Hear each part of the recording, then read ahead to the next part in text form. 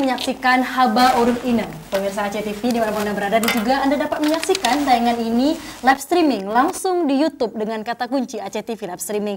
Kita berbicara mengenai Aceh, darurat kekerasan seksual, dan memang angka yang terus menaik walaupun tadi sempat turun di tahun 2019. Tapi bagaimana kemudian apa yang terjadi di balik ini?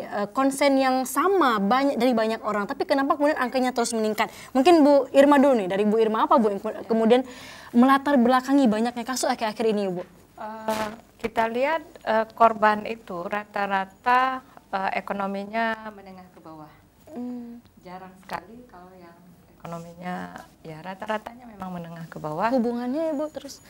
Bisa jadi mungkin yang pertama itu ketahanan keluarga. Kemudian ada yang korbannya itu juga rata-rata keharmonisan rumah tangganya antara ibu dan bapak itu sudah bercerai dan sudah pisah, ada yang tidak pulang lagi. Jadi keharmonisan keluarga itu bisa menjadi salah satu pemicu. Selain daripada itu juga pelaku-pelaku itu rata-rata suka melihat hal-hal yang tidak baik di gadget, di HP. Dan itu salah satu penyebabnya pelaku melakukan itu. Baik. Itu pada umumnya seperti itu. Karena sekarang kan banyak juga kita lihat rata-rata kan anak-anak muda. Anak-anak muda dan bahkan ada yang usia anak itu pelakunya. Iya. Dan itu juga akibat terbukanya informasi yang luar biasa, pengawasan ya, kepada ini ya media sosial ya, media sosial dengan HP. Ya. Baik Kak Ayu, mungkin ada tambahan nggak, silahkan. Penyebab ya, ya, latar belakang. Sebenarnya ada beberapa hal juga ya yang lainnya. Karena kita lihat misalnya dalam beberapa tahun ke belakang itu angka perceraian itu tetap di atas 12.000 sekian. Tetap angkanya tetap di atas. Iya, betul. Disharmonisasi keluarga yang tadi misalnya orang tua dengan permasalahan KDRT, belum lagi misalnya dengan rendahnya kualitas pendidikan orang tua, rendahnya pengasuhan juga, terus juga kebablasan teknologi. Misalnya orang tua sekarang hanya mampu memenuhi kebutuhan fisiknya semata, tapi lupa menyentuh kasih sayang hati si anak, sehingga misalnya orang tua yang mampu atau bekerja mati-matian supaya bisa membelikan HP, tapi orang tua luput dalam mengawasi penggunaan HP pada anak gitu ya.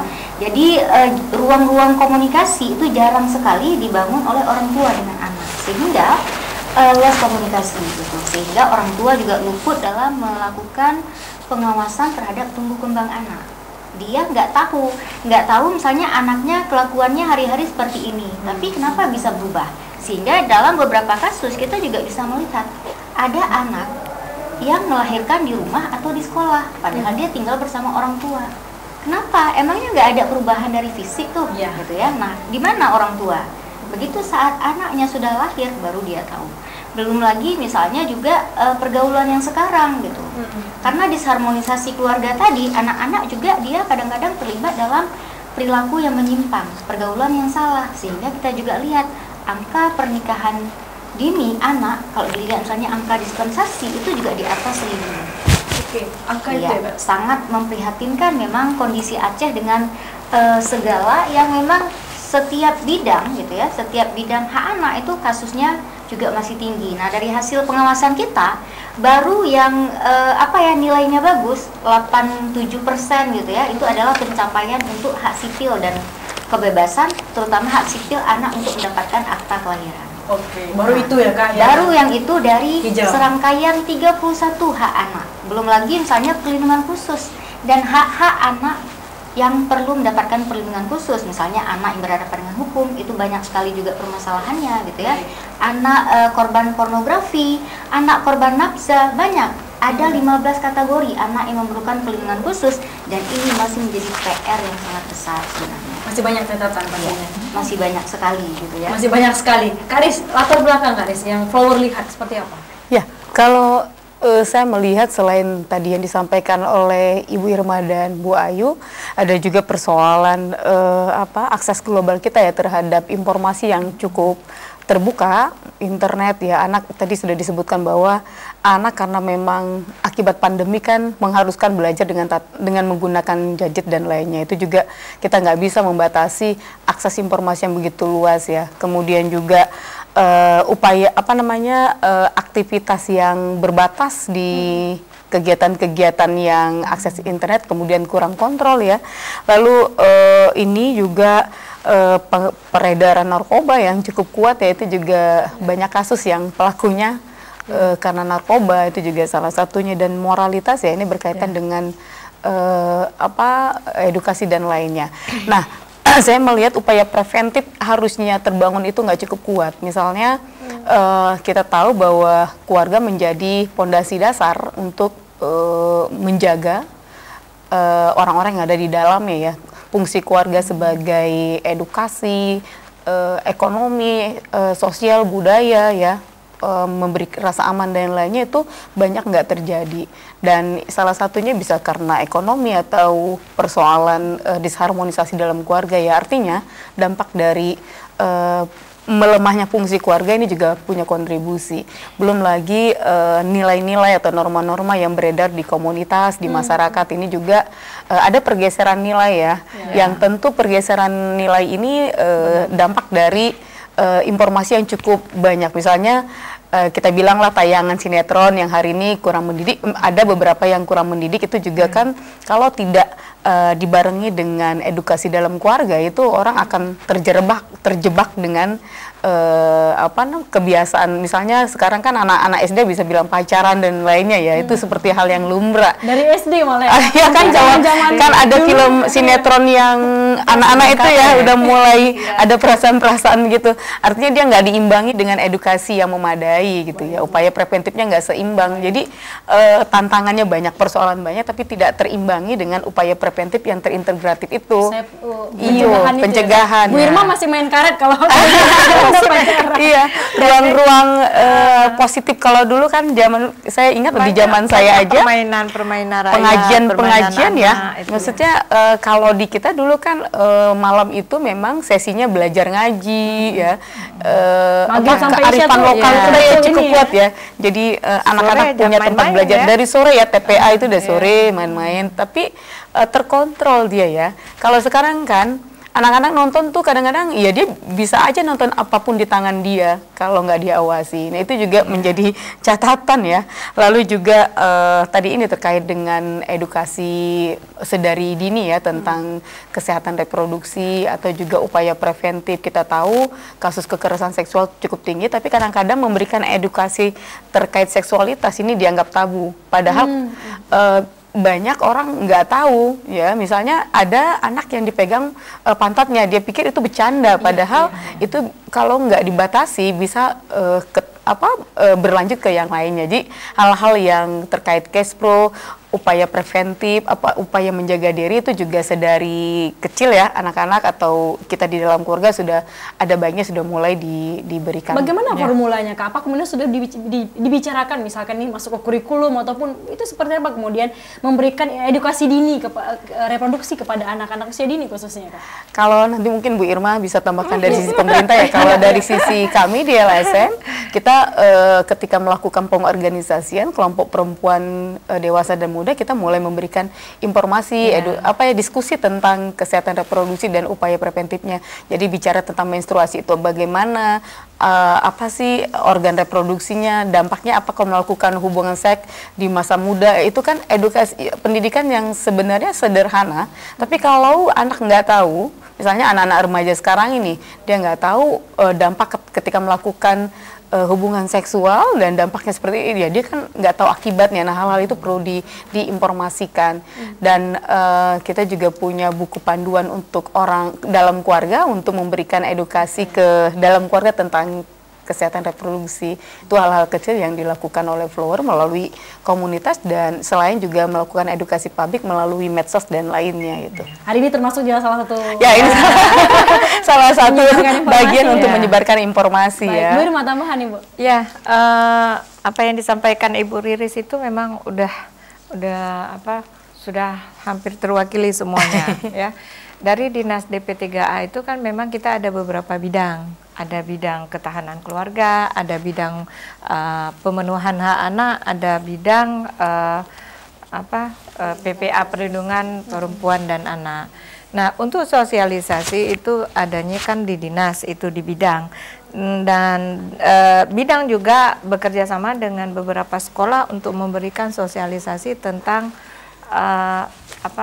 tentang reproduksi, kesehatan reproduksi dan bagaimana harus menghadapi kepada anak-anak tingkat mulai dari TK, kemudian SD juga jangan suka, kan biasanya kalau anak-anak kan suka diberi diberi makanan, jadi jangan mudah menerima apa yang diberikan oleh orang yang tidak dikenal. Nah, berbicara tentang keluarga sekarang miris juga ini kalau memang kasusnya kasus pelecehan dan pemerkosaan, dan banyak juga terjadi dalam keluarga. Nah, itu yang bikin kita lebih miris dan gimana fungsi agamanya nggak jalan. Kemana anak ini harus berlindung.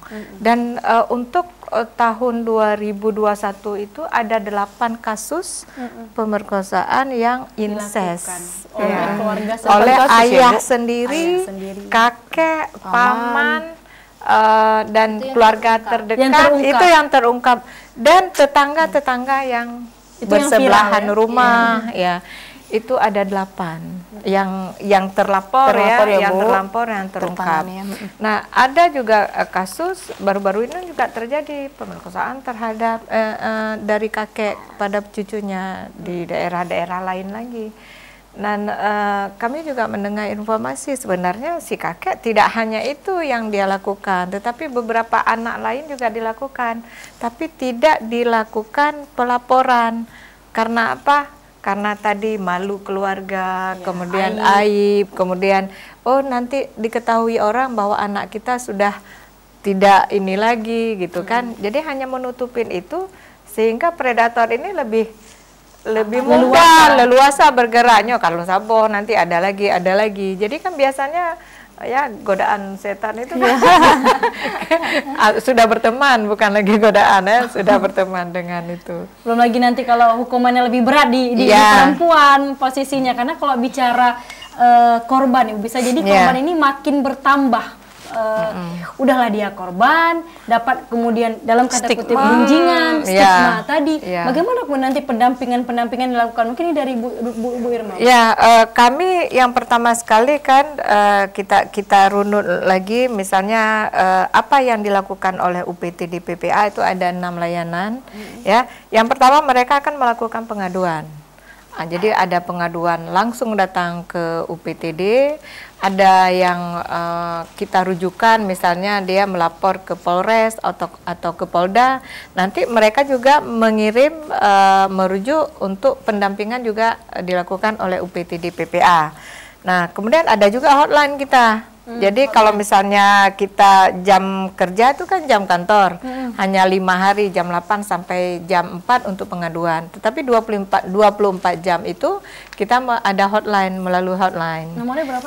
Nomor hotline kita 0811 6808 875. Oke, baik. Itu 24 jam. Nah, kemudian setelah kita melakukan, kan ada yang melakukan pengaduan ini ke kita. Terus ada tim dari kita untuk melakukan asesmen ke lapangan. Apakah pengaduan itu benar?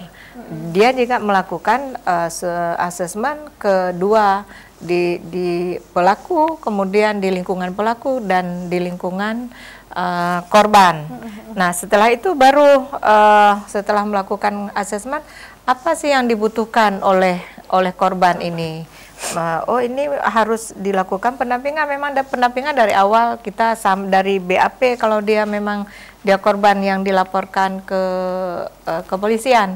Kalau seandainya mereka belum melaporkan ke kepolisian dan ini mereka mau melakukan pelaporan dan kita bantu untuk melakukan pelaporan ke kepolisian. Kemudian kita butuh apa mereka itu? Apakah butuh pendampingan hukum atau butuh psikologis? Kadang-kadang satu korban itu butuh banyak butuh hukumnya juga, butuh pemulihan psikologisnya juga dan lain-lain lagi gitu. Nah, kemudian tapi kalau untuk pemerkosaan itu tidak ada mediasi. Dan kita ada mediasi juga kalau memang ada kasus-kasus keluarga. Kemudian keluarga sendiri ataupun misalnya kemarin ada kasus antara anak dan sekolah. Nah, sekarang antara anak dan pesantren juga ada yang melapor karena melakukan kekerasan. Nah, itu baru kalau misalnya mereka butuh mediasi, kita mediasi. Baik. Ya. Jadi pendampingannya mulai dari awal sampai akhir. Nah, kalau memang dia butuh rumah tinggal untuk sementara kan untuk sementara kita belum ada. Insya Allah 2023 nanti kita sudah ada rumah aman. Selama ini di mana, Ibu? Selama ini kita bekerja sama dengan dinas sosial. Oke, dengan dinas sosial. Rahasia, nggak aman gitu kan, dan tidak boleh dijangkau oleh siapapun gitu kan, termasuk kami. Kalau kami mau sudah taruh klien di rumah aman, kalau kita mau jumpa kami juga harus mendapat izin dulu dari tempat itu. Baik. Ya. Saya ulang ya Bu, mungkin nanti pemirsa TV juga bisa mencatat nomor hotline dari UPTD PPA yaitu 0811 6808875. Mungkin teman-teman bisa melihatnya juga di layar kaca, kita bisa bantu tuliskan agar mungkin nanti Anda jika mendapati ya Bu ya, melihat dan mengalami bahkan. Jadi kita bisa melaporkan di nomor ini 24 jam ya Bu Irma? 24 jam insya Allah. 24 jam insya Allah. Baik, yang menarik dari kasus-kasus besar juga, kasus-kasus viral. Bahkan pelakunya tadi orang-orang terdekat, bahkan juga ada di lembaga agama, oknum. Kita membicarakan oknum, karena bukan lembaganya yang salah, tapi orang-orang itu Kak Ayu ya. Bagaimana kemudian pengawasannya, Kak? Apa kemudian dilakukan oleh KPPA jika kemudian bahkan anak posisinya dua, bisa jadi korban, bahkan pelaku juga di kasus-kasus viral misalkan di Nagan Raya, bahkan beberapa dua pelakunya masih anak di bawah umur. Bagaimana kemudian posisi ini, Kak Ayu? Silakan. Ya, ini sebenarnya memang dilema. Karena kenapa? Kasus-kasus kekerasan seksual itu banyak juga, misalnya kejadiannya itu adalah di ranah privat ya atau domestik, artinya nggak diketahui oleh orang. Apalagi kalau misalnya kejadiannya itu adalah di rumah atau di rumah tetangga, di kebun atau di mana, di tempat yang memang sepi atau nggak ada orangnya gitu ya. Jadi setelah misalnya pelaku melakukan hal tersebut, cenderung dia melakukan intimidasi, ancaman atau mengiming-iming sesuatu gitu. Nah, yang namanya anak itu kan dia makhluk rentan yang sangat mudah sebenarnya untuk diiming-iming, takut diancam gitu ya. Karena kenapa? Kalau misalnya kita lihat anak secara misalnya perkembangan atau pertumbuhan fisik ataupun non fisiknya, itu kan dia juga terus berkembang. Nah, kita juga lihat misalnya anak yang masih SD, kita marahin aja kan tuh takut gitu ya. Kita bentak apalagi kita ancam gitu. Nah, ini sebenarnya adalah permasalahan di mana kita sebenarnya harus menanamkan yang tadi itu edukasi sejak dini gitu ya, supaya anak itu berani melawan siapapun itu yang melakukan. Kalau memang sudah di bagian-bagian yang mana yang boleh disentuh, mana yang tidak boleh disentuh. Nah, ini misalnya adalah salah satu misalnya supaya anak tahu kalau menyentuh bagian yang ini itu tidak, katakan no, oh tidak, jangan, atau menjerit minta tolong gitu. Sehingga ada lingkungan sekitar juga yang ikut berpartisipasi, memantau untuk tumbuh kembang anak gitu ya. Karena kenapa?